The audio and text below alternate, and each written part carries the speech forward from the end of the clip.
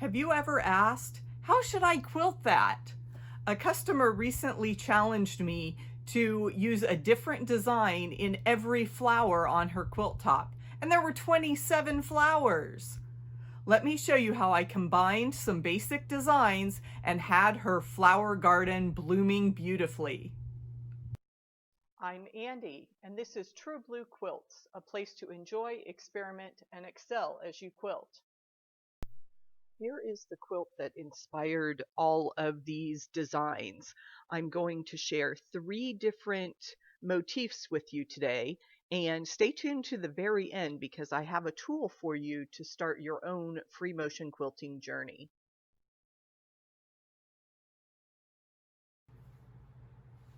Taking a different approach for the flower designs, on some of them I decided to use more angular shapes rather than smooth curves. So I experimented with drawing a flower that had triangle petals. A very mod looking design. So just starting in the center there and drawing the triangles to make a basic daisy.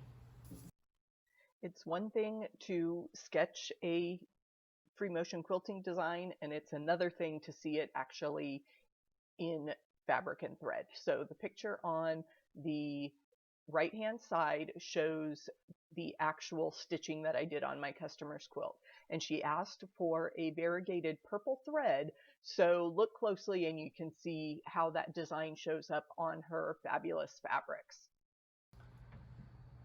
Several of my customers' flowers were 2 layers, 2 different fabrics appliqued on top of one another.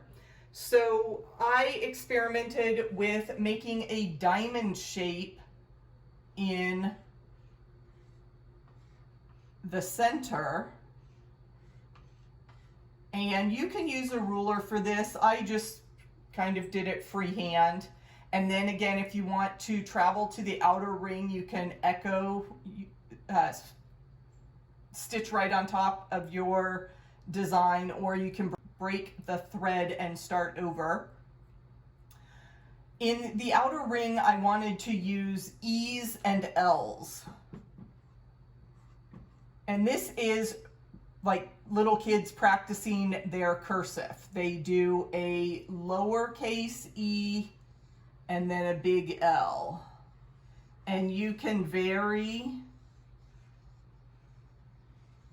the number there. I just kept it really simple until I got there to the end to join up my stitches. But it makes a very nice wreath around any central motif or in the sashing around a very angular block. It's fun to mix up those curves and those angle shapes.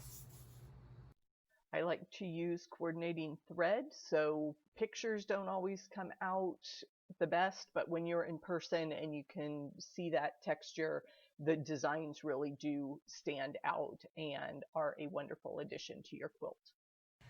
I had another 2-layer flower, and this time I'm going to use a spiral polygon in the center. So to create this shape, I'm actually starting from the outside edge, and I am just creating a shape with straight sides. I made it 5-sided. So then when I get back to the beginning, I'm just going to offset a little bit where I hit that line. And just keep bringing your lines around until you get to the center, however, and you can start making different shapes. You can see I skipped some of the corners there. The tricky part with this is getting back out to the edge if you don't want to bury your thread. So a lot of times I'll just take a few tacking stitches and cut my thread, or you can find kind of a shortcut there and zigzag back out to the outer side.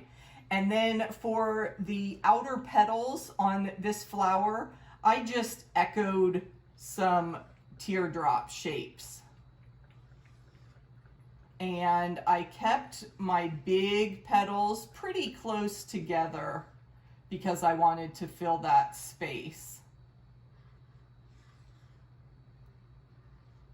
And again, I'm acting as if I'm sewing, and so I don't want to raise that pen off the paper as I'm practicing.